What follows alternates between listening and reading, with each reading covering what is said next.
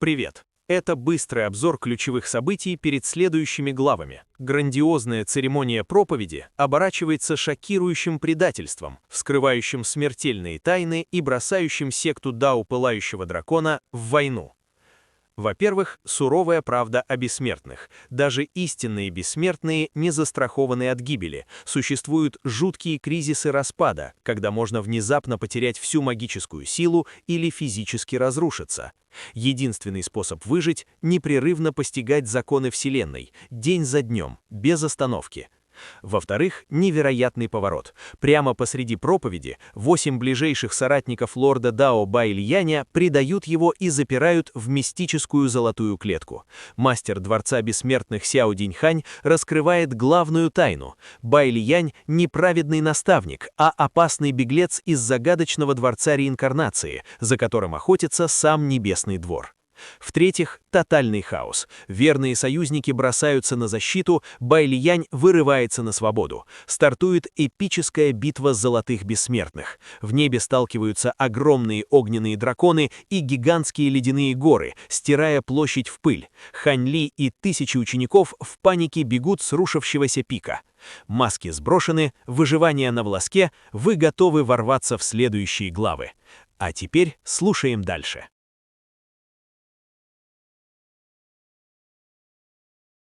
Глава 331. Резня.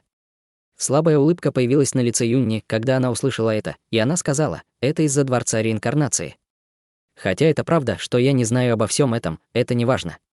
Пока я могу быть с тобой, этого достаточно. К счастью, Суюань сейчас с Фэньи, так что мне не нужно беспокоиться о ней.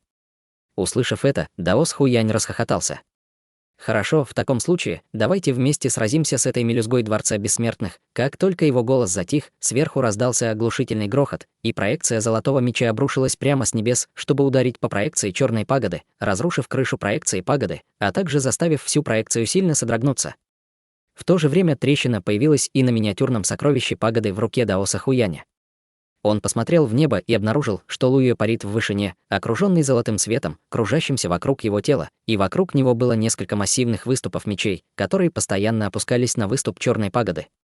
Тем временем Дун Цзе и другие культиваторы Дворца Бессмертных также постоянно обрушивали атаки на проекцию Черной Пагоды, и к ним присоединилось около дюжины культиваторов Дворца Бессмертных, которые сопровождали сюда Сяо Цзиньханя. Их вела женщина в розовом дворцовом платье, которая также была культиватором средней стадии Золотого Бессмертного. Дао Схуянь холодно хмыкнул, увидев это, затем похлопал себя по талии, и серебряная тыква, пристегнутая к его поясу, немедленно вылетела из выступа цветка снежного лотоса, прежде чем быстро увеличиться до размеров дома и зависнуть в воздухе.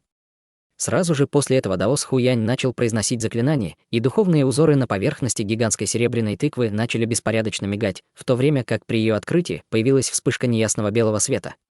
Поток черных зерен хлынул из белого света, и в мгновение ока все небо было заполнено черными зернами, которые дождем сыпались с небес. Еще до того, как упасть на землю, бобы искривились и вытянулись, превратившись в ряд воинов да ростом около 3 метров, одетых в черную одежду и вооруженных гигантскими черными топорами. В мгновение ока десятки тысяч этих воинов да обрели форму, и они в бешенстве устремились навстречу приближающимся культиваторам Дворца Бессмертных. Несмотря на то, что большинство учеников до Пылающего Дракона уже были эвакуированы с площади, на ней внезапно снова стало очень многолюдно. Дун Цзе немедленно бросился в бой, размахивая своим гигантским топором, возглавляя атаку на армию воинов Да, за которыми последовали несколько других культиваторов Дворца Бессмертных. Я знала, что иметь с ним дело будет непросто. «Я найду способ занять его, а вы все идите и помогите старейшине Лу», проинструктировала женщина в розовом дворцовом платье, затем села в воздухе, скрестив ноги одна на другой в довольно странной позе, после чего она вызвала перед собой полупрозрачный белый гуцинь. Она подняла руки, прежде чем быстро пробежаться пальцами по струнам гуциня, и раздалась цепочка четких нот, сразу же после чего грудные клетки группы воинов Да, находившихся в нескольких тысячах метров от нее, внезапно взорвались, сделав их непригодными для дальнейшей битвы. Затем она повернулась в другую сторону, прежде чем снова заиграла по струнам своего гуциня, и еще много воинов Да немедленно упали на землю. Звук ее гуциня, казалось, был довольно приятным для ушей, но на самом деле он был способен привести кровь, энергию и магическую силу человека в полное замешательство, и даже воины Да не были невосприимчивы к нему. Тем временем, около дюжины культиваторов Дворца Бессмертных ухватились за эту возможность, чтобы сблизиться с Да Самхуянем и Юнни. В нескольких сотнях километров отсюда Хань Ли и Цилян стояли на вершине горы вместе с несколькими десятками других культиваторов стадии истинного бессмертного. Глаза Хань Ли вспыхнули голубым светом, когда он заметил Даоса Хуяня, затем покачал головой с несчастным выражением лица.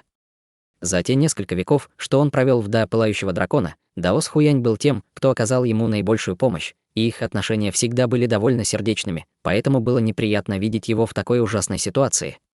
Однако, естественно, он не собирался бросаться на помощь и спасать его. Перед лицом такого количества золотых бессмертных его силы были просто недостаточны, чтобы что-то изменить, и он бы только напрасно пожертвовал своей жизнью. Вдобавок ко всему, молодой человек в серебряной мантии, которого он заметил ранее, вызывал у него сильное чувство опасности, но он не мог понять, почему именно. Как раз в этот момент над площадью раздался еще один оглушительный грохот. Как оказалось, серебряная тыква, которую Даос Хуянь использовал для хранения всех своих воинов Да, взорвалась во вспышке серебряного света. Все воины Да внутри, которых было в общей сложности более 100 тысяч, уже были освобождены, в то время как разбитая тыква превратилась в огромное пространство лазурной духовной жидкости, которая дождем полилась на воинов Да. Как только воины Да соприкоснулись с духовной жидкостью, из их тел вырвался яркий черный свет, и они увеличились вдвое по сравнению с первоначальным размером, устремляясь к культиваторам Дворца Бессмертных. К сожалению, перед лицом примерно 2 десятков золотых бессмертных и истинных бессмертных эти воины Да просто не могли сравниться, и их вырубали пачками, как урожай в поле, но, к счастью, они смогли занять Дунцзе и других благодаря своему огромному количеству. Однако, с помощью атак Гуценя женщины в розовом дворцовом платье, 3 из них смогли ворваться в центральную зону и напасть на Даоса Хуяня и Юнни вместе с Луюэ. Внезапно Хань Ли заметил, что одним из этих 3 был молодой человек в серебряной мантии, которого он так сильно опасался. Он вел себя довольно странно в том смысле, что, несмотря на то, что он также участвовал в нападении на Даоса Хуяня и Юнни, он, казалось, не был особо увлечен, просто бродил по окраинам поля боя и очень редко предпринимал какие-либо атаки, по-видимому, только находясь там для вида. В результате Хань Ли не смог оценить его силу или какой-либо из его искусств самосовершенствования. Проинструктировав всех остальных лордов Да эвакуировать низкоуровневых учеников до Пылающего Дракона, Аоян Куйшань остался стоять в воздухе недалеко от пика Белого Нефрита, наблюдая за битвой издалека. Внезапно раздался оглушительный взрыв, когда Луюэ сделал ручную печать, и появилась полоса золотого света меча, которая была более 300 метров в длину, прежде чем обрушиться на выступ черной пагоды с огромной силой. Проекция мгновенно разрушилась, прежде чем распасться на пятна черного света, но сила полосы золотого света меча также была исчерпана, рассеявшись еще до того, как у нее появился шанс достичь проекции цветка снежного лотоса внизу. Лицо Луи побледнело, когда он споткнулся в воздухе, затем поспешно призвал пилюлю, которую быстро проглотил, явно сильно пострадав от атаки, которую он только что развязал. 2 бессмертных дворцовых культиватора, которые участвовали в нападении, немедленно прекратили то, что они делали, прежде чем встать перед Луюэ, чтобы защитить его, в то время как молодой человек в серебряных одеждах продолжал бродить по окрестностям, нанося удары по проекции цветка снежного лотоса.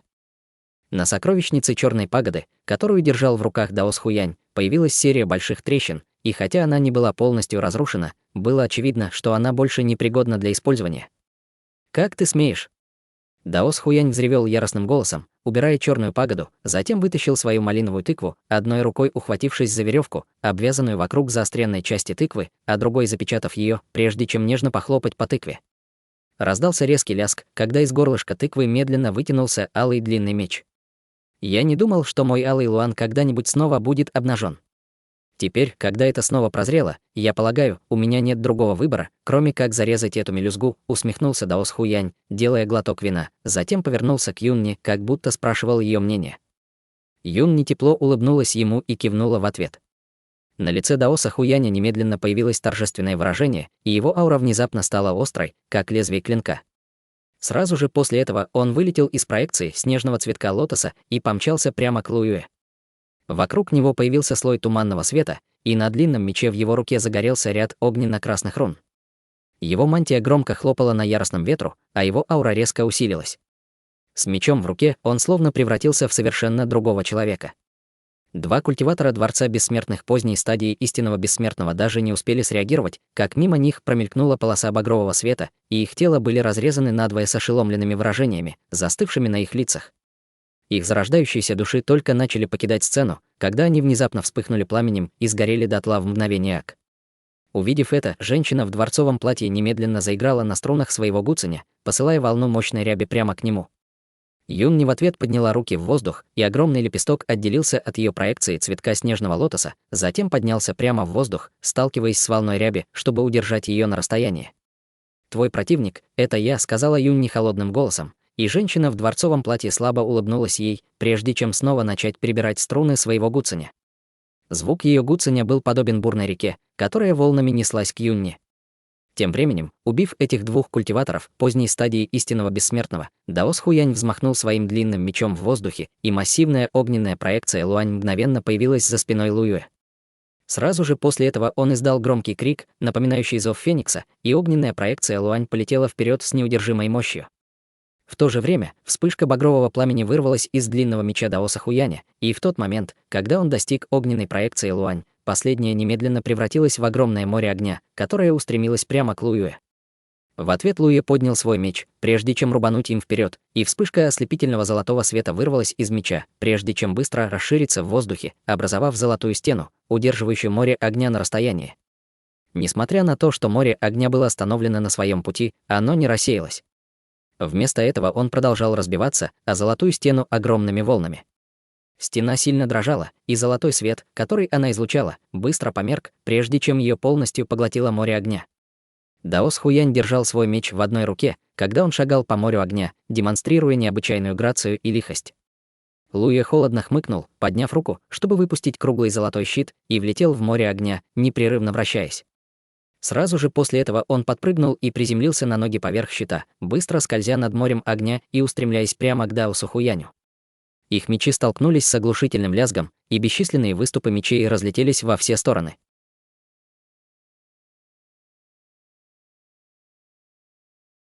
Глава 332. Подземные волнения.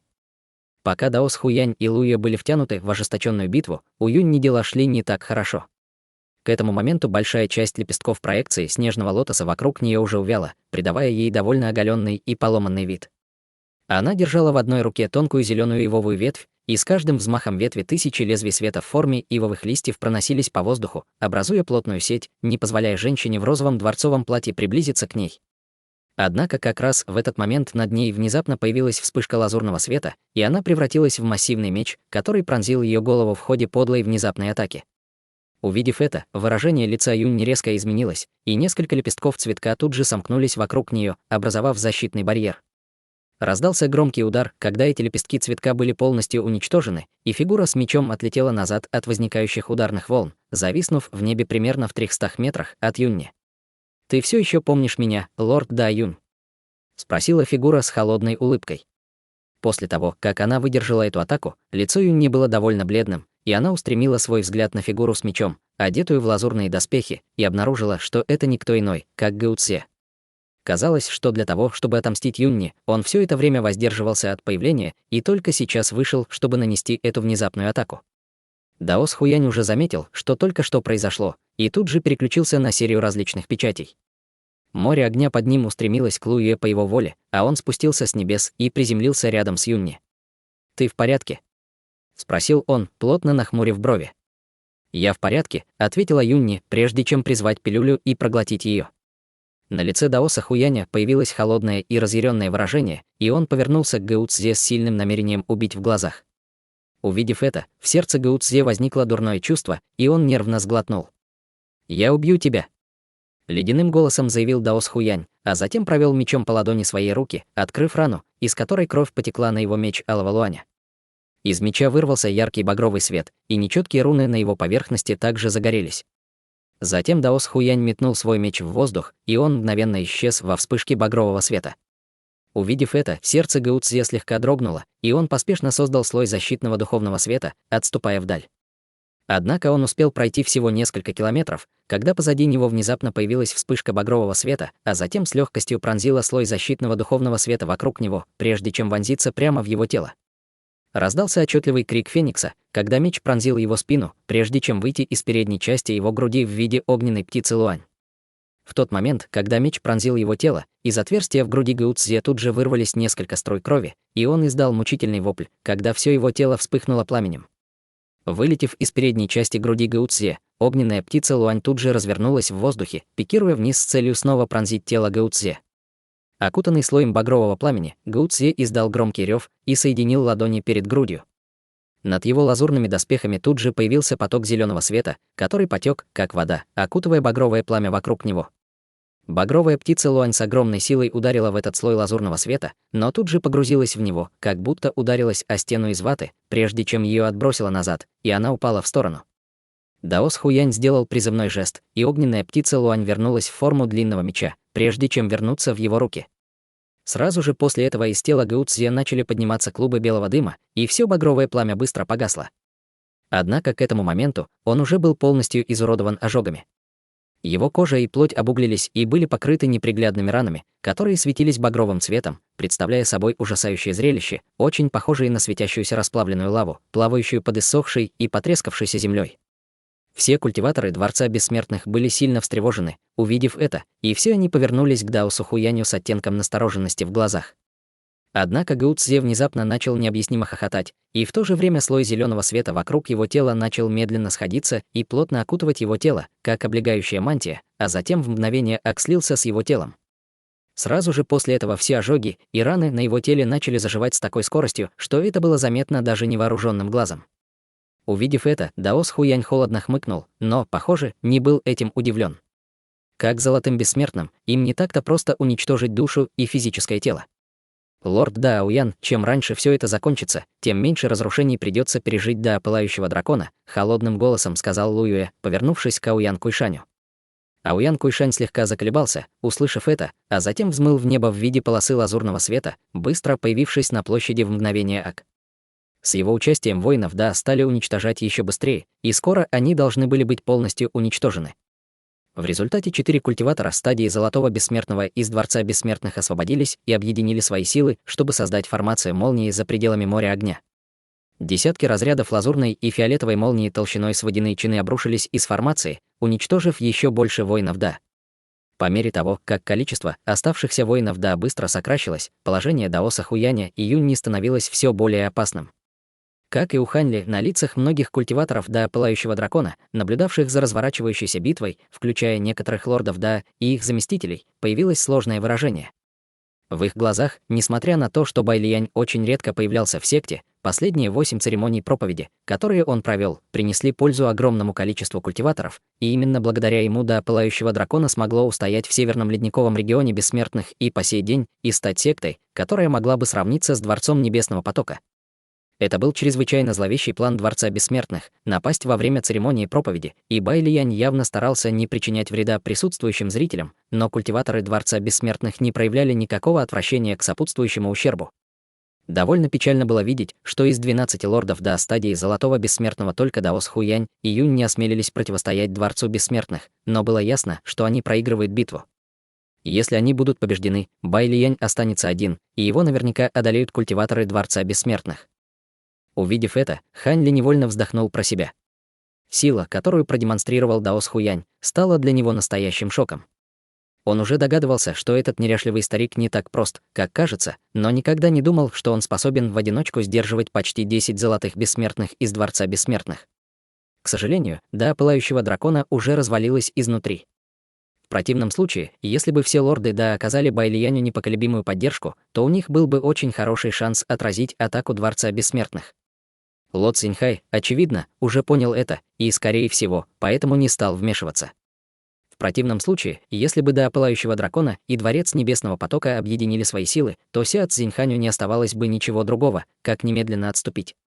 Как раз в этот момент Хань Ли заметил, что молодой человек в серебряной мантии исчез из группы культиваторов Дворца Бессмертных, окруживших Даоса Хуяня и Юньни.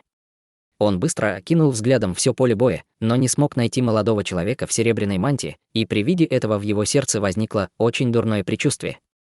Высоко в небе все тело Байлияня было окутано багровым пламенем, что придавало ему вид огненного божества. За пределами багрового пламени находилась серия радужных ореолов, которые излучали удивительную жару, заставляя окружающее пространство искривляться и деформироваться. Напротив него издалека стоял Сяо Цзиньхань, державший в руках длинный меч, усыпанный ледяными шипами, а за его спиной парил полупрозрачный ледяной круг диаметром в несколько десятков метров, излучавший грозную ледяную ци. Кроме того, вокруг находилось еще около десятка культиваторов Дворца Бессмертных, включая Сюй-Ин, разбросанных по всей территории, но все они держались на расстоянии от Ся Цзиньханя, очевидно, не в силах вынести ледяную ауру, исходящую от его ледяного круга. Бай Лиянь, почему ты упорствуешь в сопротивлении, когда твои усилия явно тщетны? Если ты сдашься сейчас, возможно, Небесный двор будет готов принять тебя с распростертыми объятиями и дать тебе возможность искупить свою вину, холодным голосом сказал Ся Цзиньхань. Принять меня с распростертыми объятиями. Что за шутка? Когда это Небесный двор был готов принять кого-либо из Дворца Реинкарнации? Мне повезет, если меня не будут мучить всю оставшуюся вечность. Давай прекратим болтать и сразимся. Громовым голосом ответил Бай Лиянь. Как только его голос затих, он взмахнул своим огненным длинным мечом в воздухе, послав огромную волну огня, устремившуюся к Ся Цзиньханю. В то же время в его глазах появился яркий багровый свет, когда он начал читать заклинание. Внезапно под всем горным хребтом раздался оглушительный грохот, сразу же после чего весь ландшафт в радиусе 1000 километров вокруг пика белого нефрита начал сильно дрожать, заставляя бесчисленных зверей и птиц в панике покидать свои дома. Раздался еще один своеобразный звук, еще громче предыдущего, заставивший все пространство содрогнуться и задрожать. Все культиваторы до пылающего дракона на месте происшествия тут же начали лихорадочно оглядываться, пытаясь понять, что происходит. Как раз в этот момент земля внизу внезапно вздулась вверх, и на земле появились огромные трещины, реки были разорваны, а бесчисленные деревья повалены. На очень отдаленном расстоянии около десятка гор поднимались со скоростью, заметной даже невооруженным глазом, поднимаясь почти на 300 метров за считанные секунды, в то время как с гор скатывались бесчисленные гигантские камни, поднимая огромные облака пыли. Увидев это, Луюэ и остальные тут же повернулись к Ауян Куйшаню, и Луюэ спросил, что здесь происходит, лорд да Ауян, однако Ауян Куйшань лишь молча покачал головой, явно тоже не понимая, что он видит. Напротив, на лице Даоса Хуяня появилась слабая улыбка.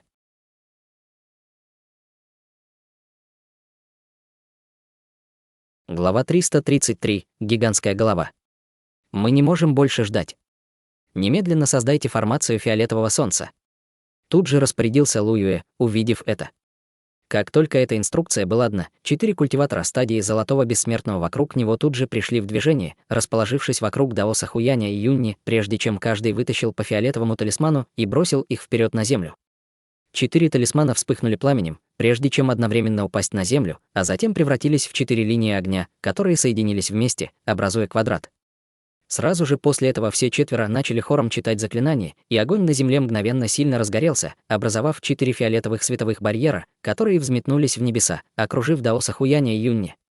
На фиолетовых световых барьерах не было видимого пламени, но они излучали необычайную жару, которая была даже сильнее, чем пламя на мече Алого Луаня Даоса Хуяня. В то же время 4 световых барьера начали одновременно сходиться к центру. Увидев это, Даос Хуянь тут же схватил Юнни за руку, и вокруг его тела вспыхнуло пламя, когда он приготовился взлететь в небеса. Однако Луюэ и остальные уже были готовы к этому, и сверху обрушился толстый столб серебряной молнии вместе с массивной полосой золотого света меча, заставив их обоих вернуться в формацию фиолетового солнца. К этому моменту формация уже сильно сжалась, до такой степени, что Даос Хуянь и Юнни были вынуждены плотно прижаться друг к другу, чтобы не обжечься об окружающие фиолетовые световые барьеры. Как раз в этот момент Даос Хуянь внезапно перевернул руку, чтобы достать полупрозрачную снежную мантию, которую он накинул на тело Юнни, а затем призвал маленький нефритовый колокольчик, который он бросил прямо вверх. Мгновенно появилась массивная проекция зеленого колокольчика, охватившая их обоих и удерживающая фиолетовые световые барьеры на расстоянии. Тем временем толчки и грохот, которые сотрясали землю, становились все сильнее и сильнее, а на проекции зеленого колокольчика загорелись шары фиолетового пламени, которые, казалось, могли разрушиться в любой момент. «Скорее!» — поторопил Луюэ, и 4 золотых бессмертных, которые создали формацию, тут же прокусили кончики своих языков, прежде чем выплюнуть полный рот кровяной эссенции на фиолетовые световые барьеры. Формация фиолетового солнца тут же начала светиться гораздо ярче, чем раньше, а также ускорилась в своем сжатии, заставляя проекцию зеленого колокольчика становиться все меньше и меньше. Тем временем все остальные культиваторы Дворца Бессмертных тоже непрерывно атаковали. Даос Хуянь делал быструю серию печатей, без остатка вливая свою бессмертную духовную силу в зеленый колокольчик, но он все еще не мог остановить фиолетовые световые барьеры, которые продолжали смыкаться вокруг них, и на его лбу начал выступать пот. Как раз в тот момент, когда проекция зеленого колокольчика была готова рухнуть, из-под земли внезапно раздался оглушительный грохот. На этот раз он больше не был похож на звон колокола. Вместо этого он больше походил на яростный и звериный рев какого-то первобытного зверя. Вся земля сильно содрогнулась, когда вокруг пика белого нефрита поднялись огромные облака пыли, после чего вся гора внезапно рухнула. Среди громового шума вниз посыпались бесчисленные гигантские камни, и было похоже, что наступил конец света. Все, кто оставался на площади, были застигнуты врасплох, и они рухнули вниз на несколько сотен метров вместе с обрушением горы, прежде чем поспешно взять себя в руки и подняться в воздух. Напротив, вместо того, чтобы бежать вверх, Даос Хуянь и Юнь не позволили себе упасть прямо вниз к подножию пика белого нефрита, используя падающие камни и облако пыли в качестве дымовой завесы, чтобы прикрыть свой побег. «Не дайте им уйти!» — крикнул Луюэ взволнованным голосом, а затем пикировал прямо вниз с мечом в одной руке. Над его телом появился яркий золотой свет, образовав гигантскую золотую проекцию меча длиной более 300 метров, которая устремилась вниз к тому, что осталось от пика белого нефрита. Остальные культиваторы Дворца Бессмертных тут же последовали за ним, в то время как Аоян Куйшань на мгновение заколебался, прежде чем решить остаться парить в воздухе. Как раз в этот момент около десятка гор, соседствовавших с пиком белого нефрита, рухнули одна за другой, погрузив всю территорию в радиусе нескольких тысяч километров в полный хаос. Как только Луюэ и остальные бросились в облако пыли, их тут же встретила волна палящего жара в сочетании с ужасающей аурой, которая вызвала у них чувство удушья. «Что-то здесь не так. Давайте пока отступим», — поспешно крикнул Луюэ, резко остановившись. Услышав это, Дун Цзэ и остальные тоже тут же остановились, а затем отлетели назад, чтобы отдалиться от уже рухнувшего пика белого нефрита. Внезапно в пыли под звуки громового грохота появилась вспышка красного света, и сразу же после этого из земли, как багровый змей, вырвался столб расплавленной лавы шириной более 300 метров, поднявшись на высоту более 3 километров в небо, прежде чем обрушиться с небес. Увидев это, Ло Цзиньхай тут же взмахнул рукой в воздухе, и гигантский синий цветок унес его и всех сопровождавших его культиваторов Дворца Небесного потока на север. Высоко в небе, в тысячах километров, к западу от пика белого нефрита, собралось около десятка заместителей лордов Да с мрачными выражениями лиц. Ранее они следовали указаниям Аоян Куйшаня по эвакуации некоторых низкоуровневых учеников секты в безопасные зоны, а также эвакуировали некоторых других культиваторов, присутствовавших на церемонии проповеди. Это было далеко не гламурное событие для секты, и они не хотели, чтобы все эти посторонние увидели, что происходит, прежде чем распространят новости во внешнем мире. Выполнив порученное им задание, они решили остаться здесь, а не возвращаться на пик белого нефрита, чтобы избежать ненужных неприятностей. В этот момент все они с плотно нахмуренными бровями рассматривали то, что когда-то было пиком белого нефрита. Тем временем на вершине пика изначального вида, в тысячах километров к востоку от пика белого нефрита, Хань Ли и несколько десятков других старейшин стадии истинного бессмертного собрались здесь, и все они тоже смотрели в сторону пика белого нефрита. «Интересно, как там лорд Да Байли?» — вздохнул старейшина с широким лбом и седыми волосами с обеспокоенным выражением лица. Независимо от того, сможет ли лорд Да Байли пережить эту бурю, до пылающего дракона уже не будет прежним, вздохнул другой старейшина. Другой тучный старейшина с недовольным видом проворчал: «Дворец Бессмертных всегда объявлял себя справедливой и праведной сектой, но чем они отличаются от гнезда бандитов? Мы могли бы». Прежде чем он успел закончить, другой старейшина поспешно вмешался: «Будьте осторожны со своими словами». Старейшина Чжу, услышав это, тучный старейшина замолчал, а затем уныло вдохнул. Хань Ли собирался тайком уйти отсюда, но, прибыв на вершину этой горы, он не сразу ушел. Вместо этого он стоял на краю площади на вершине горы и смотрел в сторону пика белого нефрита, в его глазах сверкал синий свет. Все небо в том направлении приобрело ярко-красный оттенок, а буря из расплавленной лавы подожгла близлежащие леса. Ветер раздувал пламя, заставляя его быстро распространяться, и в радиусе нескольких сотен километров тут же начали подниматься клубы густого черного дыма. Все небо было скрыто под столбами черного дыма, а земля внизу быстро превращалась в море огня. Красный и черный, казалось, остались единственными цветами между небом и землей, представляя собой зрелище, похожее на конец света. Как раз в тот момент, когда все с недоумением наблюдали, из облака и пламени вокруг пика белого нефрита внезапно поднялась массивная черная тень. «Что это?» — невольно воскликнул Цилян, увидев это. Все остальные тоже были поражены увиденным. В море огня появился невероятно огромный черный мост, протянувшийся на несколько гор, и по всей его поверхности горело палящее черное пламя, представляя собой очень своеобразное зрелище.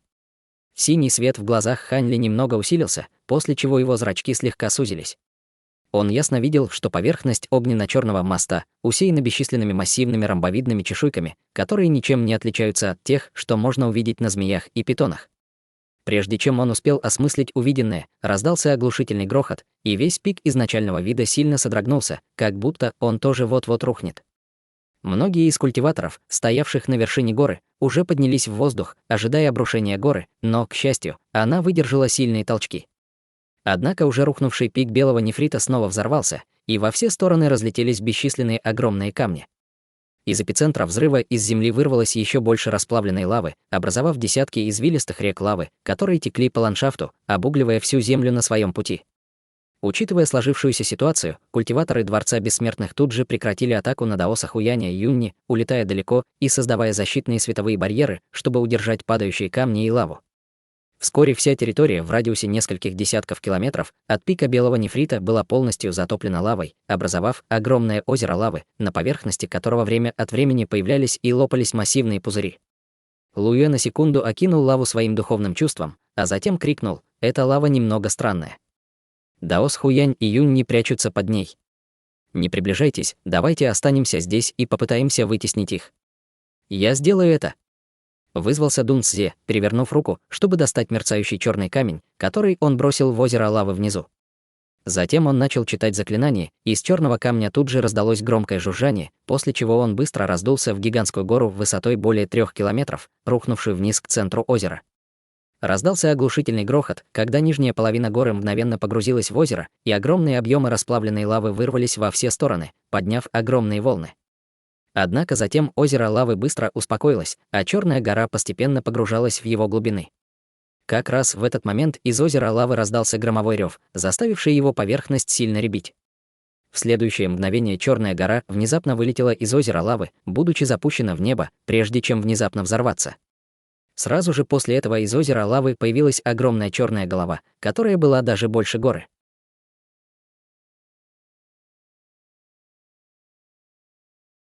Глава 334. Ответный удар. Гигантская голова поднялась вверх вместе с огромным телом, к которому она была прикреплена, взмывая в небо, как извивающийся бегемот. Мост, который появился ранее, также поднялся в небеса вместе с ним. Только после того, как он полностью поднялся в небо, все поняли, что обладателем гигантской головы был огромный черный дракон длиной более 30 километров. У дракона была пара острых изогнутых рогов, которые излучали угрожающий черный блеск, а вокруг его огромного тела клубился черный дым, который закрывал практически все небо, погружая большую территорию вокруг пика белого нефрита в полную темноту. Еще более удивительным было то, что у дракона была очень странная голова с человеческим лицом, которое было в бесчисленное количество раз массивнее обычного человеческого лица. Увидев это, выражение лиц всех десятков заместителей лордов Да, находившихся в нескольких тысячах километров к западу, мгновенно резко изменилось. Среди них даже те, кто пробыл в Да пылающего дракона меньше всего времени, уже были здесь более 100 тысяч лет, но они никогда не видели и даже не слышали о таком грозном звере, скрывающемся под пиком белого нефрита. Может быть, это пылающий дракон? Пробормотал Сюншань с изумленным выражением лица.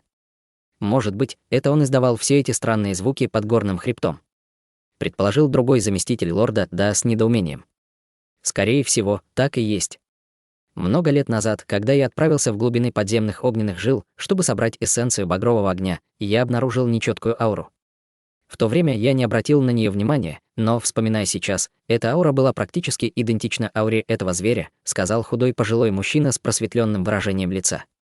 Но почему его лицо так выглядит? Разве это не лицо лорда Да Байли на пике изначального вида? Хань Ли смотрел на огромного зверя издалека, и отрывки информации, которые он ранее читал о первобытном звере, пылающем драконе, быстро промелькнули в его сознании. Действительно, его физическое описание почти полностью совпадало с этим гигантским зверем, за исключением некоторых незначительных различий. Например, было описано, что лицо пылающего дракона лишь очень отдаленно напоминает человеческое, но лицо этого пылающего дракона имело поразительное сходство с Байлиянем. Может быть, это истинное тело лорда Да Байли. Как только эта мысль пришла Хань Ли в голову, она тут же была отвергнута. Глаза этого странного пылающего дракона были полностью заполнены палящим черным пламенем и не имели зрачков, что явно указывало на то, что это неразумное существо. Даже если он имел какое-то отношение к Байлияню, гораздо более вероятно, что это был его аватар. Более того, по какой-то причине, как только появился гигантский пылающий дракон, Хань Ли тут же почувствовал сильное отвращение к нему в глубине своей души.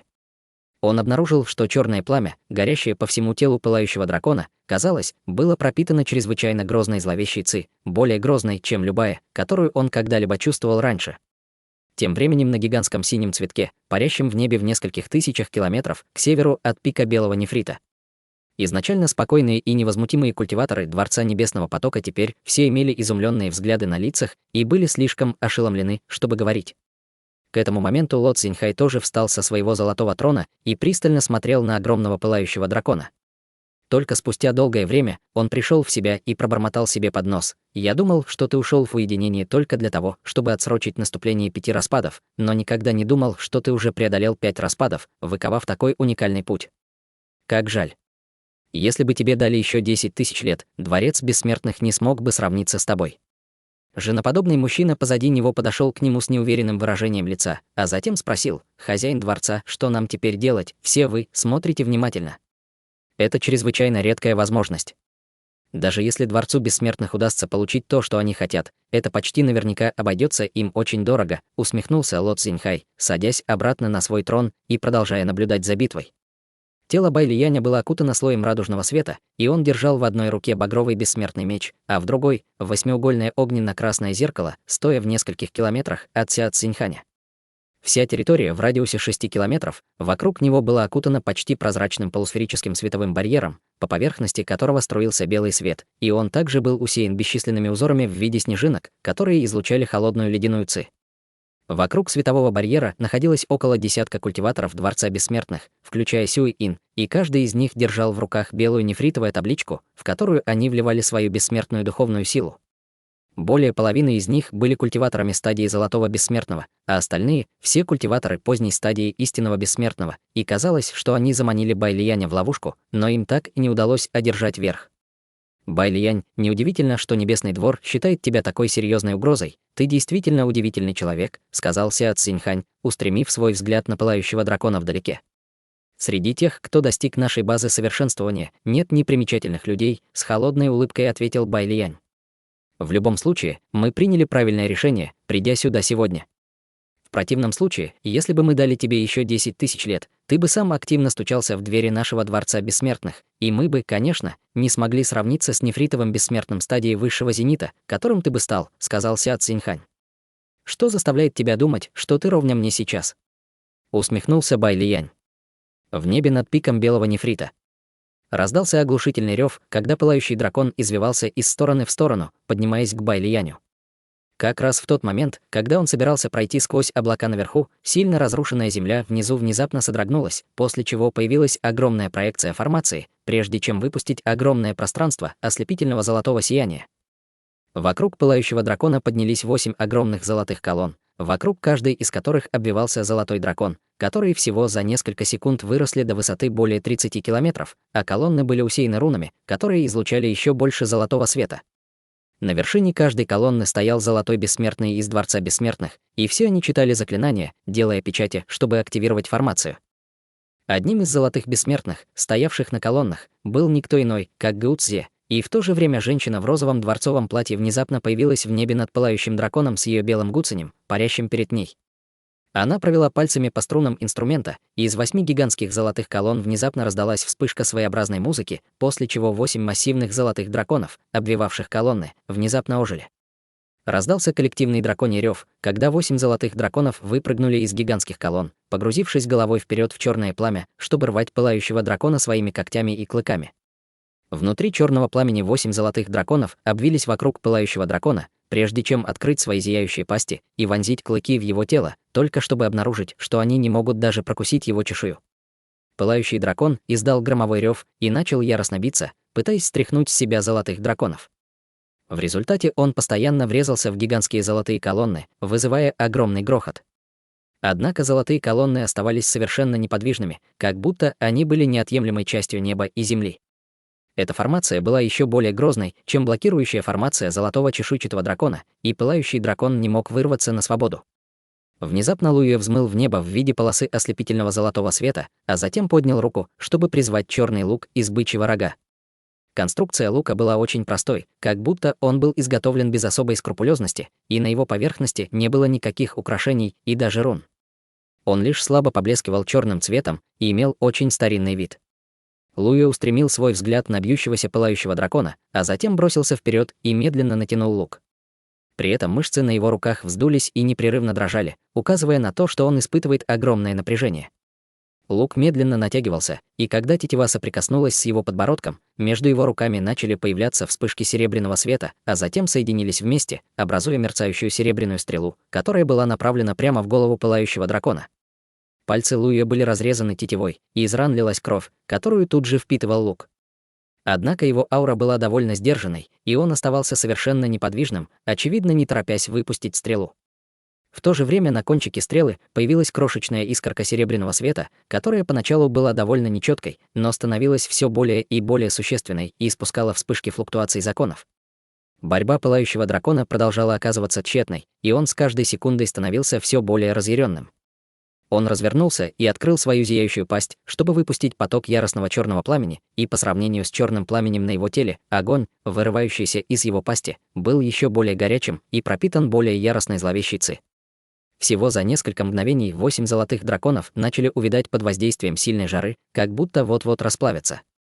8 золотых бессмертных, стоявших на вершинах золотых колонн, также чувствовали жар, и их кровообращение ускорилось в несколько раз, в то время как в их сердцах нарастало чувство волнения, как будто их жарили в огненной яме.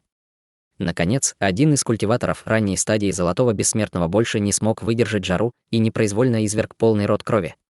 Сразу же после этого Гуцзя также изверг полный рот крови, уже получив серьезные ранения от удара, нанесенного ему мечом Алого Луаня. В результате вся формация была дестабилизирована, и казалось, что она может рухнуть в любой момент. Как раз в тот момент, когда окружающие золотые колонны были готовы рухнуть, Дун Цзэ внезапно появился в небе в мгновение ока и с помощью какой-то секретной техники увеличил свое тело до более чем 3 километров в высоту. Он держал в руках огромный топор, который обеими руками взмахнул в небо, подпрыгнув в воздух, а затем опустил топор на шею пылающего дракона. Из рун, выгравированных на лезвии топора, вырвался ослепительный черный свет, и он начал испускать грозную разрывающую силу, которая заставила окружающее пространство искривиться и деформироваться. Как раз в тот момент, когда топор собирался прорваться сквозь черное пламя и ударить по шее пылающего дракона, из макушки головы пылающего дракона, подобно молнии, внезапно вырвалась вспышка багрового света, а затем быстро расширилась, пролетая по воздуху, превратившись в гигантский багровый меч длиной в несколько километров, прежде чем ударить по острому краю топора.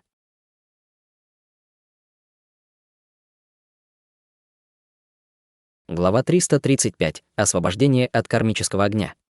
Раздался оглушительный грохот, когда в небе взорвалось ослепительное багровое солнце, посылая бесчисленные вспышки огня к острому краю гигантского топора.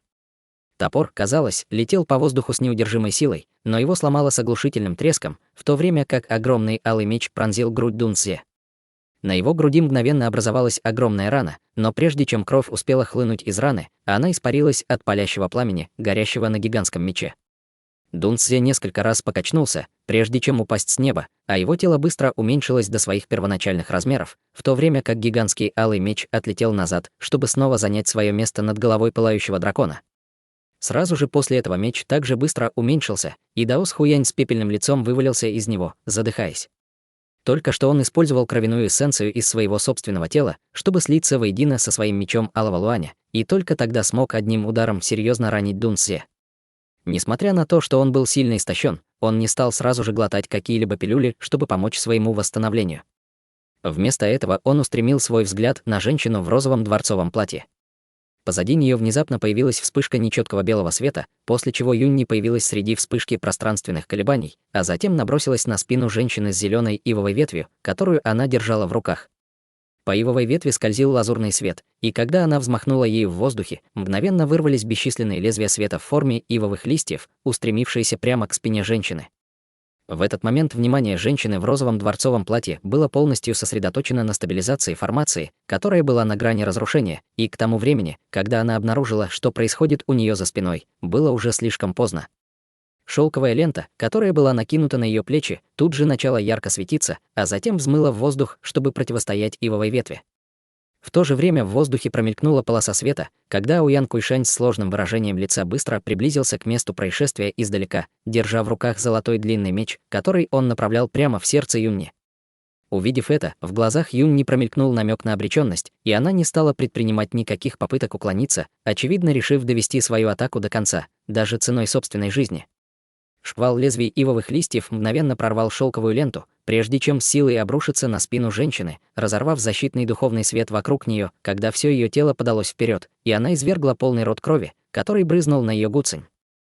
В то же время Ауян Куйшань тоже прибыл на место происшествия, но как раз в тот момент, когда его меч собирался пронзить сердце Юнни, он внезапно слегка повернул запястье, чтобы направить свой меч в сторону от его первоначальной траектории, пронзив его вместо этого через плечо Юнни.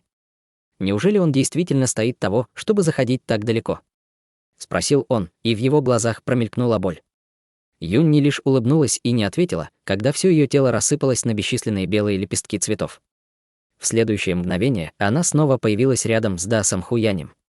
Сразу же после этого раздался еще один оглушительный рев, и черное пламя над телом пылающего дракона значительно взметнулось вверх, когда он развернулся в небе, с яростной силой бросаясь на формацию, в которой он был пойман в ловушку.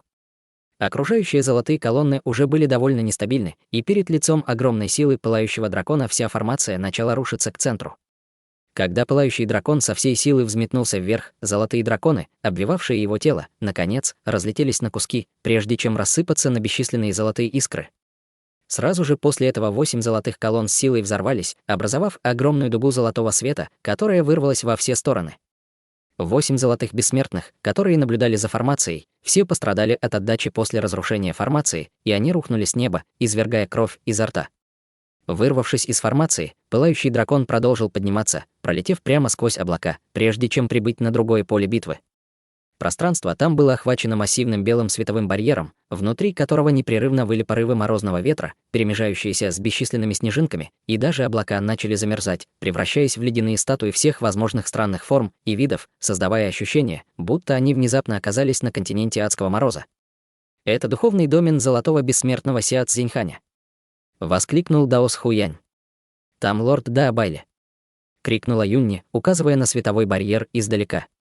После того, как она приняла восстанавливающую пилюлю, рана на ее груди уже полностью зажила, но ее лицо все еще было довольно бледным.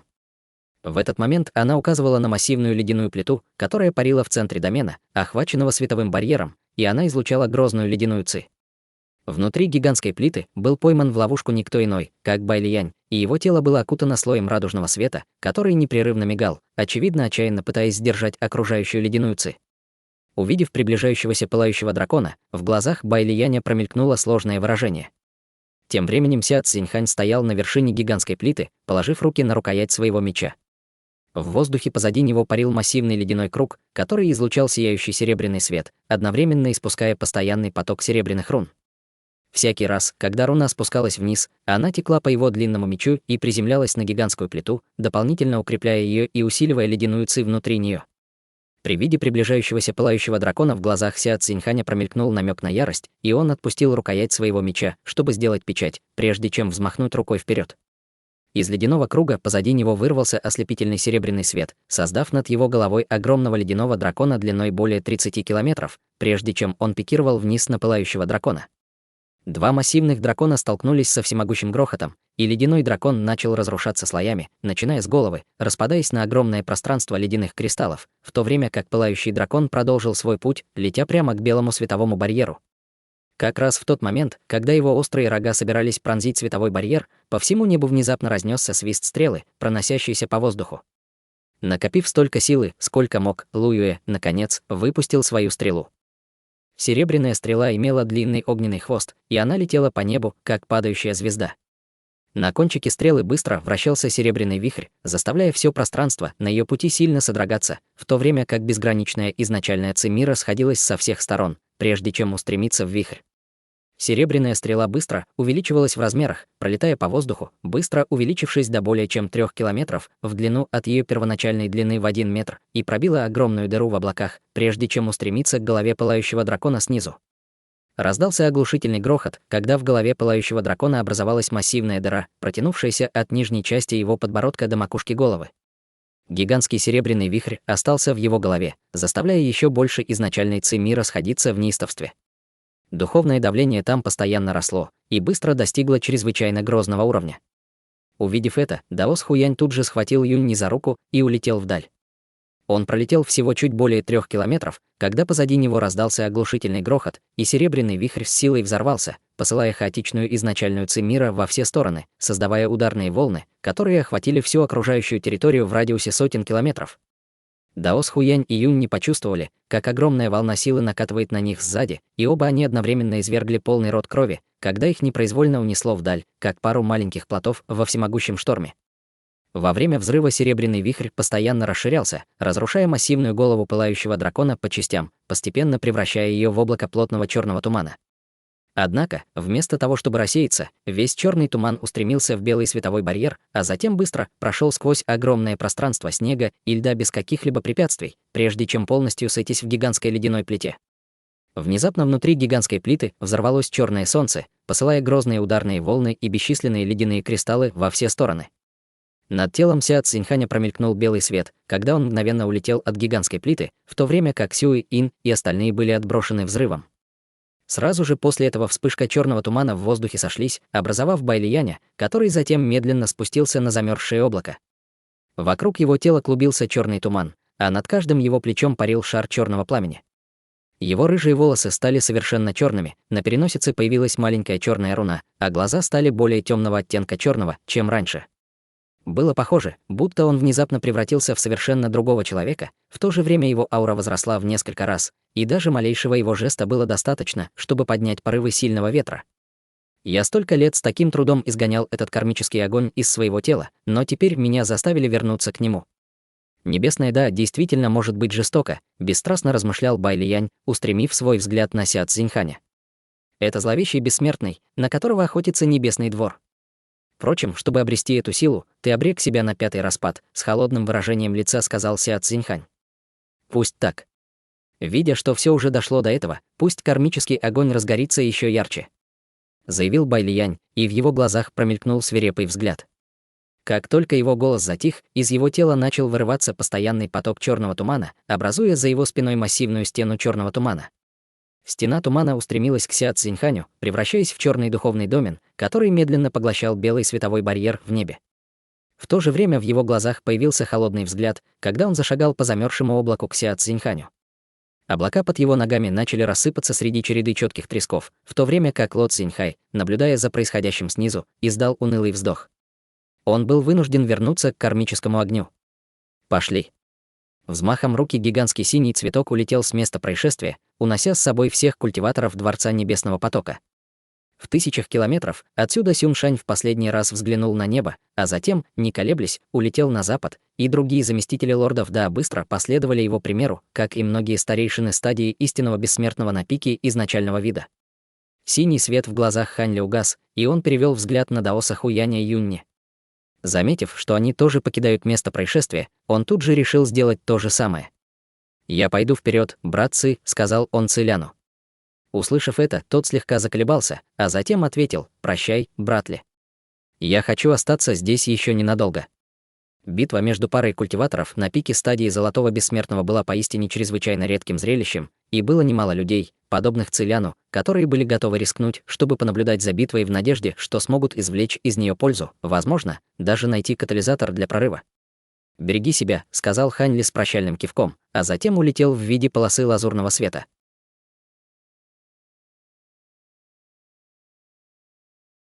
Эти главы — апокалипсис в разгаре. Владение Дао Пылающего Дракона рушится, горы в лавовые озера, из лавы поднимается 30-километровый черный дракон с человеческим лицом Байлианя. Серебряная стрела уничтожает голову, но это триггер. Туман сливается с Байлианем, волосы чернеют, глаза темнеют, скачок сил. Байлиань впускает кармический огонь, 5-й распад, медленное самоуничтожение. Против него ледяной даман Сяо Цзиньханя, замораживающий духовную энергию. Столкновение, полная аннигиляция. Огонь поглощает суть, лед останавливает все. Секта разрушена предательством и катастрофой. Хань Ли не лезет в бой за озарением, тихо уходит, ценя жизнь выше случайного шанса. Что дальше? Байлиань победит ценой распада или Дворец Бессмертных уже выиграл, заставив врага самоуничтожиться? Готовлю продолжение.